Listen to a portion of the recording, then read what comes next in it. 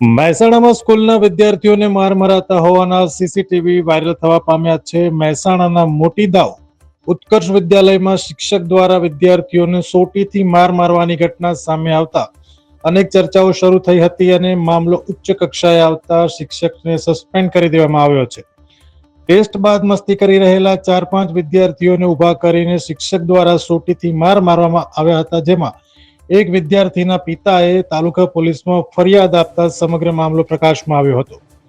ઘટનાને પગલે હવે સીસીટીવી ફૂટેજ પણ સામે આવ્યા છે, જેમાં શિક્ષક નીલ પટેલ સોટીથી માર મારતા હોય તેવું દેખાઈ રહ્યું છે.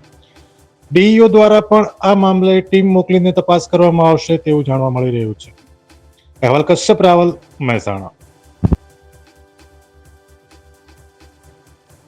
અમે તમને આપીશું પળે-પળના સમાચાર. જો તમે અમારા નિર્ભય માર્ગ ન્યૂઝ ચેનલને સબસ્ક્રાઇબ કર્યું નથી તો અત્યારે જ નીચે આપેલા આઇકોન બટન પર ક્લિક કરીને સબસ્ક્રાઇબ કરો અને શેર કરવાનું ભૂલશો નહીં.